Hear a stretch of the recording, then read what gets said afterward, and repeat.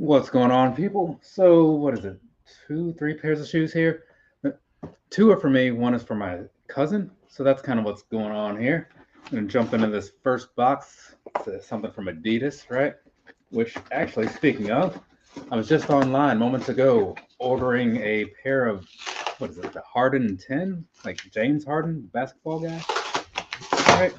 Because my cousin, some of you were helpful in that, depending on who's watching this. A while ago, needed some shoes, and somebody had suggested the AE Anthony Edwards, I think is what that stood for. AE ones. They worked out great, but one of the other suggestions was the Harden, I guess, 9. And at the time, they didn't have any nines that like in his size or the color that I want. Whatever it was, I ended up getting those AE lows. But since these Hardens just came out today, I'm like, okay, well, it's Christmas time. New shoes are coming out. Let's get him a pair of these. So I'll let you guys know how that works out in the future. Anyways, this right there, Adios Pro 4, right? Now, I've talked about these a time or two, so I'm not going to dwell on them too long or whatever. The thing is, on Simon, like shopsimon.com, right? These were $100 off or something. Because, like, maybe more. Actually, they would have had to have been more because the retail of a pair of these is 250, and I got them for like 130 something after shipping. So maybe I think they were 50% off. Whatever it was a good deal. And even though I didn't need any more running shoes, sometimes there's a good deal and it's a color that I'm cool with. So looking these things over real quick. Oh, okay, that's just the way those look. Sometimes it looks like there's blemishes on things, but it's really just like the way stuff looks. Anyway, so yeah, this right here, just so we're all caught up. Adidas Adizero Adios Pro 4. It's one of those carbon, well, not plated, but it does have these energy rods down at the bottom, right? Switching over to the bottom. So it kind of is like this pronged approach, right? Instead of like it being a normal plate. I don't have anything plated over. I have so many plated shoes. None of them are over here though. So it's a very similar approach, just a different design, right? Otherwise, super lightweight. I think they're about like 7-ish ounces, something like that. Fairly flat. It's a 39 millimeters in the back. Kind of says that right there. It's going to be 33 in the front because it's a 6 millimeter drop. I only know that because I happened to just look it up right before this. I don't normally retain a whole lot of that information. The thing is, I do a lot of these videos and afterwards it gets dumped, honestly. So I have to do these refreshers from time to time. That's what happened today. Anyways, so yeah, it's going to be in this nice shock pink colorway. I say nice because I like it. You might be thinking this is some trash, and I get that, right? Different things hit different people different ways or whatever. We all have our own opinions, which is good that there's some variety in there. Otherwise, things would get really boring if we all thought the same, now wouldn't they? Anyways, so this right here, right? Jumping past things, I bought these in a 9.5. I had bought my last pair in a 9.5, worked out great. I haven't worn them lately. I think the last time I wore them might have been August or September. I can't remember when that Mulberry 5K was. But I will say this. I do think that these perform very well. The first time I wore them was for a half marathon back in March and for a 5K the day before that. And I was very pleased with how they worked out. They were the first pair of carbon style shoes that I ever wore. So all the doubts and wondering if this was all just hype, all that was taken care of when I first tried these on, right? And I'm not saying that to oversell you on these. I'm saying that to just say that those carbon plated shoes, while unnecessary for a lot of people, they do deliver on what you would think they would do. However, the key, what you want to remember here is you still got to be able to put in a certain amount of effort yourself because they're not going to do everything for you. They're just going to help out a whole heck of a lot. Anyway, so these right here, they worked out very well for me. I got no complaints about them. I've never done a comparison with other things, but I do remember them being very squishy to walk around in. So that was kind of weird. But it's something you get used to, I guess. Anyways, like them a whole lot. True to size worked out fine for me. Somewhat of a slim sort of build up from what I recall, but when you look at something like this, you can kind of tell that going into it. Now, some people do like to go up a little bit on the sizing for their running shoes because if you're going to be running around in something for a long time, I get that. Honestly, for me, I don't know that I'd wear something like this for a long haul sort of run, as in like half marathon type of thing, right? I don't know. It just seems like I'd probably go with something else. And I say that largely because if I'm running one of those, I'm probably not going to be running like super fast, so it doesn't much matter. I'd find some like nice middle ground for something speedy and something cushiony, like the Mega Blast, perhaps, right? But I will say I did do my most recent half was what 90 minutes, and that was in the did I wear the Kipchoge Vaporfly 4, right? So if I'm gonna like run it, then maybe because you're gonna be moving faster. But if you're not gonna be out there like try to breeze through it, and you're gonna be out there for a good while, I would go with something more built for comfort personally. But otherwise, I do like these a whole lot, so that's why I picked up a pair. Gonna have to set these to the side because that's done. Also, while I'm thinking about it, right? We talking about shoes that I like a lot and stuff. If there, and I'll put some community post thing about it later, but it's the end of the year. This is usually when people start doing all these like top 10 lists and whatnot. If there happen to be any top 10 lists that you think that you would like to hear of from me, please go ahead and leave those somewhere where I can see them, right? And I'll see what I can do, because as it stands right now, like, I mean, I guess I can do like the, sure, everybody does like the top 10, like just your favorite things or something, but maybe there's something else you guys specifically want to know about. I don't know. All right, we'll start with this box because it was the easiest one to get out. So that says 8.5 women, right? Good. Glycerin Max 2. Backing up just a little bit. I said multiple times that the Glycerin Max 1 might be my favorite purchase of the year. Actually, I need to look at both of these. I said that the Glycerin Max 1 might be my favorite thing of the year. I say that twice just to make sure you heard me. And so moving on past that, when the tube was coming around, I thought, well, I'll have to check those out. I might wait for a sale or something. Not a sale, but I might wait for like different colors or something like that, perhaps, just to see what all comes out, because Brooks usually does all right with the color selection. But I do know that I want it, and I want it a lot because the first one was pretty all right. And then my cousin happened to need a new pair of shoes for Christmas, and so since I was going to be ordering something for her, figured I'll order something for me, and that is what brings us to this right here, the Brooks Glycerin Max 2 in some kind of purplish color. Gray, coconut, and metallic is the women's release, right? Now, I don't know if if Brooks does the same thing like Asics does, where some of their running shoes are tuned for like that gender's foot, how like the Kayanos are and stuff like that.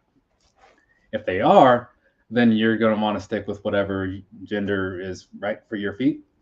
If they aren't, then just make sure you know the sizing difference, which is on the side of the box or not. It is not on the side of the box. So figure that out for yourself on your own time. Anyways, this right here, the Glycerin Max 2, it's looking pretty all right. I saw 2 colors that I was considering, and this was the one that ended up winning. And then my aunt doubled down, and she's like, yeah, that's the one, Tristan. And I was like, cool, let's do it. So that's why we are where we are.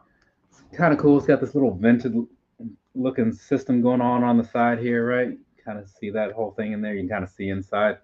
The last one, you kind of had some holes down in there. Big old Brooks logo thing on the side. It doesn't feel like it's as thick of an upper as it was on the last one, which is kind of nice. Which strangely, I mean, I'll figure it out later, but they did say, the Brooks website, said that this one is a little bit heavier than the last one.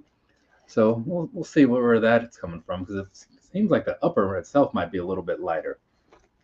But either way. So moving on past that, it's a lot of the normal stuff that you would expect from something like this, right? Because this is going to be one of those things, got all the grip and traction, all stuff down there, right? Because this is going to be one of those shoes that's more made for just like your daily wear, right? If you're going to be walking around, you got these. If you're going to be doing the recovery runs or just normal runs, but maybe not super fast, these are going to be good for you too. Now, I did wear the Glycerin Max on I wore that on a half marathon back in Iowa. Went very well, cool 7:25 the whole time. No complaints. Things felt good. And I've worn them on some other times, just seeing if I could move quickly in them. And you can, but you got to want it, people, because these shoes are not built for speed. You can kind of tell that. Well, the previous ones weren't, and I'm assuming that these will follow suit. But anyways, I do like the way that this one looks. I've got no complaints. Sometimes you get stuff in hand and you look at it, and it's a little bit different than you saw online and stuff. This time that is not the case, so I'm cool with that. Let me take this block out for a second here. So, and then as far as the tongue goes, it's kind of a similar sort of style as before, very plush, and just off center you do have the Ghost Max 2 up at the top. But yeah, all in all, things are looking pretty good for these. So hopefully she likes them. I will find out next week because Christmas is next week. So that's one gift down. And actually, this one isn't even for me. This is from her mom, really. I just was making the order because it's just more convenient for us all that way. Now, as for me, right, so I can talk about the sizing, we're going to do this whole thing again, more or less. And I'm going to talk about an orange pair that is in a slightly larger size so that I can fit it. All right. Because I was really not sure if I wanted, like, they had one that was like a black, with like a little bit of green at the bottom or something like that. Kind of had like a Ninja Turtle sort of vibe to it. But then I saw this one. I was like, I do really like some bright colors, you know? Why does this thing look so freaking huge, though? Yeah, I mean, it says 9.5. Man, this thing looks just gigantic, you know? It is a big shoe, though. I mean, I guess you can't argue that. I mean, 45 millimeters in the back, right? So it's going to be 39 in the front piece. 6 millimeter drop, same as it was on these, actually, right? Crazy. But that is another thing that is kind of comfortable about these. You don't feel too high in the back when you're walking around in them. But anyway, so what is this? Some kind of orange, I guess, is what they're calling it, maybe? Orange, beacon blue, and nightlife. So there's that in case anybody was wondering. But anyway, so same thing down on the bottom. You kind of see a little bit more. Lots of traction down in there. Should be very durable over time. I had no complaints about the last one. Got that same sort of vent design going on there, right? Which I think is just like a cool look. And I would imagine that as they go on in the lifespan of this particular model, they'll probably make some pretty cool looking colors. And then otherwise, you just have this a whole lot of orange going on and everything like that for the rest of it. So all the things that I said moments ago, same thing, right? So now let's go ahead and bring out the Glycerin Max 1. Now, when I first saw these, honestly, my initial thought was this is some trash. Like, what do I need a shoe this big for? But obviously, I got it. Really liked it once I started wearing it and all that, which is why here we are. But really, looking at these side by side, they do look very much the same. But I will tell you this. When I first tried these on in a store a couple weeks ago, it was like the week before they actually released or something like that. I did notice immediately that they were a little stiffer underfoot, which to me is a good thing. I did like that sort of feeling more so compared to, the ones. And not everybody's going to feel that same way, right? And you'll probably see that in some comments and stuff too on like their websites and everything. That yeah, it is different. And we got a new Brooks tech rep in the area not too long ago. I was talking to him like a week or two ago or something. And he was saying like, yeah, there's some complaints about it. People want what they want, but it's a change that was made. And I mean, he and I both agree that, it seems nice, but it's not going to be for everybody. I'm just putting that out there that if you have the Glycerin Max 1 and you are expecting to have the same sort of plush feeling under your foot, you will not get it. That's the end of that story. Now, I'm going to tie these up real quick, make sure they're on there real nice and neat. All right, yeah. Things do feel pretty good on here, though. And I guess I'll slip this other one on just to see if there's much of a difference. Because that upper did feel like it was... Don't want to move this thing too much. That upper did feel like it was a little bit lighter. And yeah, it's weird. It does feel like it's a little bit thinner, a little bit lighter and whatnot on this one. I'm not sure. I'm guessing the extra weight might come in just down in the midsole perhaps, right? But all in all, for me, like I said, I went true to size on these because I had tried them on in a store and all that stuff beforehand. And that worked out just fine. And even wearing them right now, things are feeling pretty good. They seem like they're about the same as it was last year. So if you have a pair of these, just buy the same size. If you don't, these are probably still in a lot of places because they're probably on some clearances right now, honestly. So you can probably find these for a pretty deep discount. And if you do want more of a plush sort of feeling, save some money and just buy these and be done with it. Because number 2 doesn't necessarily make number 1 obsolete. You know what I'm saying? Especially now when you're going to get a different experience. But yeah, things are feeling pretty good here. I got enough room all around here. I can move my toes and stuff. Things don't feel confined, but you do feel like you're kind of like snug in there just enough to, feel comfortable. You know what I'm saying? Because you don't want to have too much room and you don't want to have too little. It's kind of a Goldilocks situation in that way, I guess. But things are feeling good. I'm liking it. So I'm looking forward to getting these out and running around in them and letting people be able to see me coming from a mile away, which I don't know. They may even hear you coming depending on how heavy or how loud these shoes are. Because that's the thing I can't really comment on, but having run certain things lately, you start to notice it. Like, was it the Nike? I don't know if it's the Vaporfly or the Alpha Fly. One of those is like super loud. The Super Blast 2 apparently is also super loud. Didn't notice that for a long time. Yeah, some shoes just like you just hear them like, it's like all this crazy sounds and like I don't want any of that. But yeah, it said online that this was like what like just a little bit heavier. I can't remember exactly what the weight was, but I don't know. They seem very much the same to me. And it's like one of those on paper differences anyways, where it's like probably nothing you're going to notice. It's not like going from like 7 ounces to 10 ounces or anything like that. It's like the 0.2 difference something. So don't take this whole size or this weight difference to heart because it doesn't much matter. But I will say this though, this gives it a better look because with all this extra stuff going on, it kind of like lets your eyes move around a little bit, gives you something else to look at. Whereas when you see this, it's just this big old boat looking thing. So I think that helps a whole lot. I do like this color though. But yeah, I think they kind of made a good choice with that. Same thing I say with like some of the other Asics shoes I've talked about. But yeah, so there's that. I don't have much else to say. And what else is in here? Apparently, if you bought like some amount of, I think over $100 worth of stuff or something, you got like a free little fanny pack thing from Brooks. So these shoes were definitely over 100. They come in at $200 retail wise. So just in case you're curious about that. And these are some pants that I bought. I don't fully remember that, but I guess they're thermal pants, right? So they're made for the winter. So they're not like the pants that I would run in because I run in compression pants. That's just my thing. But I saw these and I thought, well, this could be something to have to just when I wear stuff when I go to the events. I wore like normal pants on the outside, and then I've slipped them on afterwards. So if it's going to be kind of cool and whatnot, like it is right now, that'll be convenient to have. Have some warm sort of pants. I mean, it's like 20 degrees today, which that's kind of weird to me.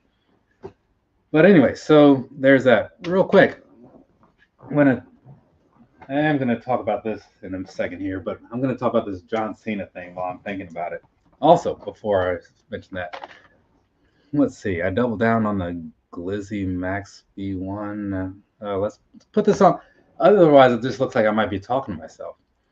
Let's see. I double down on the Glizzy Max V1 now that they're discounted significantly. See, that's what I'm saying. Like a good shoe is still a good shoe, but when its price drops, then it's kind of like a better shoe. You know what I'm saying? Anyways, particularly for the general negative reviews I've been seeing on V2, you'll have to make a comparison video. You don't tell me what to do. Anyways, though, so here's the thing, right? And I said this, anybody into runts? Like I've been eating a lot of these lately.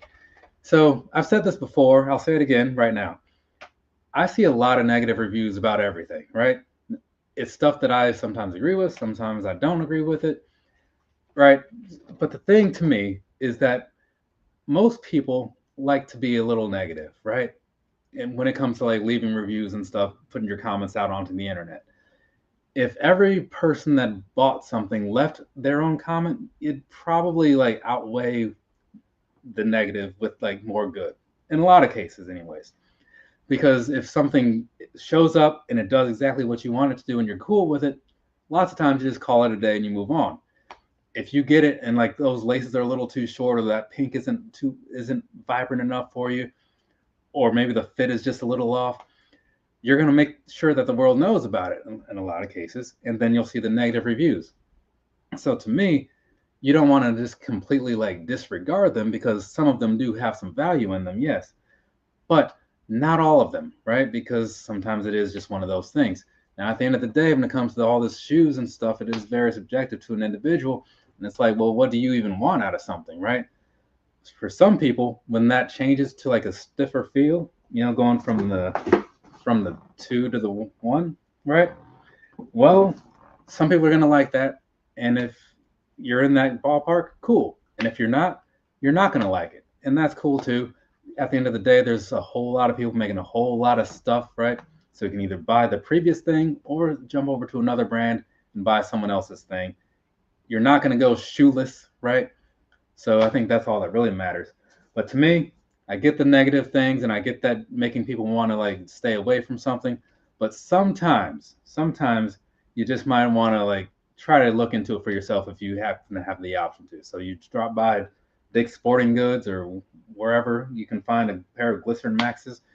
That's the only store that I know that's in a lot of places that sells actual running stuff.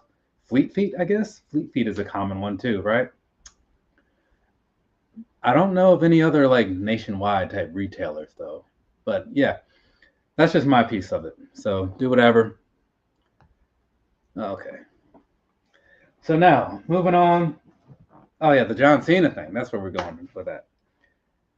The shoe stuff is over. I'm gonna do a real quick recap though, because if anybody's only here for that, you're gonna want to make your way out after this. Started with these right here, the Adios Pro 4. Big fan of them. Not carbon plated, but it has a carbon foundation in the sense with those energy rods down there. So if you can run fast, these will make you run faster. There is that if you run slow, they will make you run slightly faster than slow, but not fast. So just know that. And then moving on to these, and also these, the Glycerin Max 2 should work out all right. We'll see what happens in the future, but I was a big fan of the first one, and so far I'm liking the second one, but again, I haven't really worn them outside of walking around in a store in them. So that's not really a whole lot to go by now, is it? But eventually there will be some sort of review happening. Moving on, John Cena.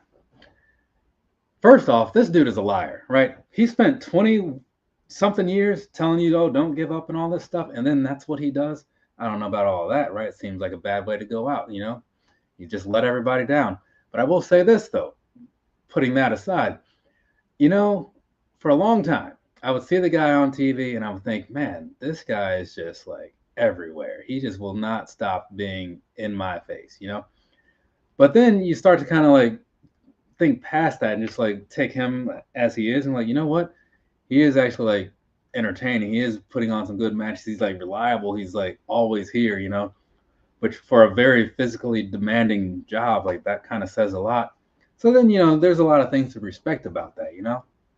So over the years, I did become like an actual fan of his. I own a handful of the action figures and stuff. I own a shirt or two. I even have a Roosevelt shirt of his. This is the Ultimate Warrior, but I'm just saying there's one over there. So when he was coming around and doing this whole retirement thing, I'm thinking like, well, that's good that he's like calling it quits like on his own terms, and while he still can perform at a pretty decent level. It's just going to be kind of weird in a way, him not being around. But I get it. No one's around forever. And so if you're not going to be around, at least like put an end to it while you can do it on a level that you would respect. So he had this whole year-long thing, and I was thinking, okay, I'm going to find a way to go see this man somewhere at some point, somehow. And I thought that maybe they would just have to have like a Raw come through here or something, and that would have been fine. But no, they did not. So I was looking at the pay-per-views, right? Okay, well, what do they have going on? And they're doing all these pay-per-views in other countries. I'm like, that's not happening. And then I saw a Survivor Series in San Diego, and I thought, all right, I like San Diego. I like Survivor Series. Well, I used to. I don't like it so much anymore because they don't do actual Survivor Series matches. Now they just do these big cage things, and it's like, whatever. But I figured, all right, I haven't seen one of those. I'm going to go to San Diego and I'm going to see Survivor Series for the first time live since 2015 in Atlanta, Georgia. So go out there and watch the thing, It's cool, you get to see that, experience the whole thing and all that stuff, being around a bunch of people, causing a whole bunch of ruckus and whatnot. It's a good time, right? The event was kind of just like not great, honestly. But for that, 20 to 30 minutes while the Dominic Mysterio and John Cena match was happening, times were good, And so I was like, all right, this is pretty cool. This is what I'm here for, and this delivered. So good, done, thumbs up. Now this past weekend, right, he was here in up in DC, which is a couple hours north of here, right? And I was considering going to that. However, I did have some plans because I was already signed up for that Santa 5 miler thing, right? Which is where I got these medals the other day, right? The triple jog there, and then this thing here. Actually, I also had some runs in the morning too. But either way, so I figured I'm not gonna be able to make that. I'll just go to the San Diego thing. But I had looked into it initially, and the tickets were freaking crazy. Because if you've ever looked at like a WWE show lately, you're not gonna want to go to it because, like, for one, just being honest here, the prices are stupid, right? So there's that. And then when you get there, what you see, the value for your money, it's not quite there most of the time, right? You go sit through like a 3 hour Raw, you might walk away with like 30 minutes that you enjoyed or something, and then a lot of other filler. Whereas, like, again, like, I know I've spoken somewhat down on AEW in some ways, sure, but you can't argue the fact that, like, when you go see them, the prices are cheaper and you get more for your money, as far as like it's a more entertaining show while it's happening, and there's more of the show like while it's happening, because you get trapped in those buildings for like 6 hours or something because they're like, hey, we're gonna tape everything today, and I'm like, all right, I paid $30. I'm seeing everything I can for $30, and then you're in there for hours on hours. Whereas with the WWE SmackDown or whatever, you spend like hundreds and you're in there for like 2 hours, and you kind of just want to go home after a little while. Anyways, so I wasn't able to go see the Saturday night main event thing up in DC, which would have been cool. But again, I had some other stuff going on, so I watched it last night. Oh no, I watched it yesterday morning, and the match was fine, right? It did get a little repetitive at the end. You know, there was a lot of attitude adjusting and a lot of sleeper holds and whatnot. So it was a little more, it's like that whole Suplex City thing when it first started. It was like Sleeper City, you know? And I was like, this is not ideal to me. And then he tapped out. Now, I was expecting him to lose, right? Just not like that. It was just very anticlimactic, you know? I was like, I don't mind, again, the result of it, like the whole Gunther beats John Cena piece of it. It's just the execution seemed a little off. Now, do I have any like sort of suggestions as to how it should have gone? I don't, right? So should I really complain if I'd have nothing to offer that was better? Not really. But I'm going to speak my opinion anyways, because this is the internet. And like I said moments ago, when you have the opportunity to be a little negative, let's be a little negative, huh? So there's me being negative. Moving on past that. So, see, sometimes I'll try to tie these things together, you know, when I'm sitting here talking, if there's an opportunity to do so. All right. Now, here's the thing. I tend to buy like random crap, right? It's kind of like just one of those things that happens. You see some stuff pass through on the internet, and talking to friends at work. We both collect random things or whatever. He said, oh, you're getting this statue, you're getting this poster, you're getting this. And I'm always buying stuff. He's always buying stuff. So I don't really remember when this came around. But either way, at some point, I decided to buy some set of, who's this, Andy Kubert art. So it came with some cards. I'm not going to open up all of these, but that one's Beast on the front. There's a Cyclops one in there too, obviously. And yeah, this one, they got Wolverine here, right? Let's go ahead and turn that around. Yeah, it's got a little hologram sort of thing, right? A little prism sort of action to it. And there's Beast again, and another Cyclops again. I guess that's the same thing. And Sabretooth, which is cool because it got that Wolverine. So now you got a Sabretooth to go with it. Because, you know, why not? And let's see, what is this here? I'm not sure what that is, but it's like some sort of postcard looking type of thing in there, right? So got that in there as well. So that's something. And what is this? Like I don't know what this is either. Because again, like, you know how they have those like Kickstarter type things? There's one of those, right? I think it was a Kickstarter.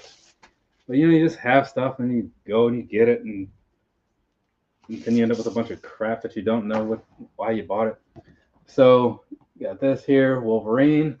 So you guys are finding out what all's in here is the same way I am. Oh, got a little sketch sort of style one, right? With a lot of the X-Men going on in there. So that's something. And you know, because for me, and I've said it before, I'm not going to tell you, not going to narrate this whole thing.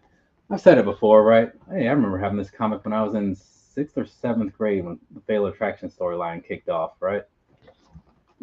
For me, right, being like a single guy, like no wife, no kids, you know, I kind of can just like buy a lot of random crap and not think too much about it, which is a good thing and also a bad thing. I have this shirt also, like the Psylocke and Spiral fighting shirt. I don't remember what that's from, but I guess I could have read it. So that's why I kind of end up with a lot of this stuff. And that's the same picture from one of those little things I just showed you. So pretty cool. Yeah, I really like this one. These little art prints and stuff. It's actually a lot of these things in here. So, and this was just redone as a foil cover comic not too long ago. That would have been a cool one to have. I was talking to my coworker about that the other day when we were at the comic book shop, and that's one of those ones that you know you just kind of recognize. Been see that one quite a bit. We'll set that here, and then one last one of those. So, and this one, X-Men and all that. And bring that back a little bit so you can kind of see what's going on there. All right, pretty cool. And this one is okay. This one is a signed comic, so same cover as you just saw like 3 times over at this point. Bring that in a little bit for you. Try to get it focused in the camera. And yeah, so there's the signature up there, right? And then on the back, you have the certificate of authenticity from where he signed it. So that's that. And okay, now this is like the main thing. I do remember this being a part of it because this is just like a big book, right? Where it's just like his art and stuff. So I have a couple of these from like I have a David Nakayama one. I have a Todd McFarlane Spider-Man book over there. I forget what other ones I have, but there's a couple of these spread throughout this apartment. So the cover, the X-Men, you know, art of Andy Kubert, right? I don't know if I'm saying that right, but they've done not necessarily these people, but there have been a lot of art of so-and-so releases over the years. So whatever person you happen to be into. So then I'm not gonna. This is too much to deal with. So I'm not gonna go through obviously every page, but on one side you kind of have like the sketch. On the other side you have the actual final product. But yeah, so whoever you might happen to be into, there's probably something out there of theirs that you would like to have. So let's see what all's in here real quick. Then there's some where it's just like the panels and stuff. There's a lot of that going on. Yeah, there's a whole lot of just art in here. So whatever it is that you're into, whoever it is that you're into, if you're into like supporting the people that you know you like or whatever, go out there, find their stuff, buy their stuff, and then have their stuff. If you're not into doing that, well, your life just got a little bit easier and a little bit more, I don't know, a little bit less expensive, right? So there we go. There's that. That's everything from me to you. Have a nice rest of your day or rest of your night, wherever you are. Like I said, I need to know if anybody happens to have any suggestions for like any top 10 type video things to do because it is the end of the year. Otherwise, I'm just gonna probably do the one and just say like what my favorite shoes were or something. Sometimes people have like creative things that they do, right? I've done some in the past, but yeah, sometimes I just don't have the creative juices flowing. Anyway, so there's that, and I do plan to knock out. I need to get out to the track and do some stuff with the Vaporflies so that I can get that review knocked out. And the plan is to get a bunch of stuff recorded over the next several days and then spend most of my Christmas break editing so that I can get this stuff all pushed out into the world before the end of the year. So that way I can go into 2026 with no 2025 baggage. That's the plan. Will it work? I don't know. It worked a couple years ago. Sometimes I do my best work when I like get backed into a corner sort of situation, you know. So we'll see. But anyways, anyone who showed up and listened to this nonsense, not sure why, but appreciate it. And maybe I'll see you guys at some point in the future when I'm doing this whole thing all over again with some different stuff. We'll find out in the future. Now, won't we? But anyways, thanks. Do appreciate it. For now, later, people.